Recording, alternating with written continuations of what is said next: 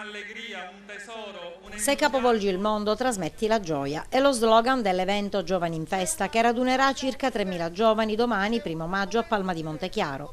La manifestazione, giunta alla 28ª edizione, promossa dall'Ufficio Pastorale Giovanile, punta a risvegliare la coscienza dei giovani. C'è davvero tra i giovani tanto scoraggiamento, non solo tra loro, le nuove generazioni sembrano davvero aver perso la speranza. Allora il messaggio che sarà lanciato domani è proprio questo, quello di recuperare la speranza. Ci saranno dei testimoni che aiuteranno i giovani a farlo attraverso la loro testimonianza, racconteranno appunto della loro vita.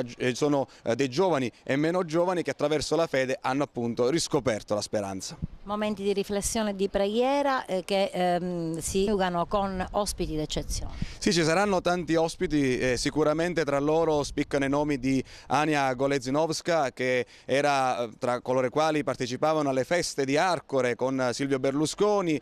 Appunto le cronache ci raccontano che durante una festa di Berlusconi uscì da un pacco infiocchettato in bikini per cantare tanti auguri Presidente. Poi la sua vita è cambiata radicalmente dopo un viaggio a Medjugorje, e lei ci racconterà la sua esperienza passata dalle passerelle ad un monastero di Medjugorje.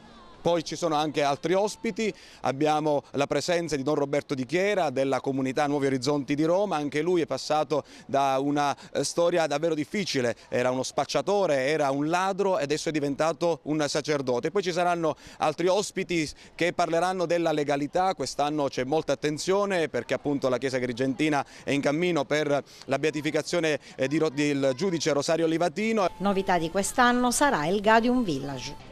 Il Gaudium Village sarà la grande novità di questa edizione 2012. Il villaggio della gioia, trasformeremo il centro di Palma in un grande villaggio. Ci saranno degli stand, ci saranno le cosiddette fontane, che sono dei luoghi dove potersi dissetare di sani valori, e lì appunto ci sarà la possibilità di confrontarsi con testimonial d'eccezione.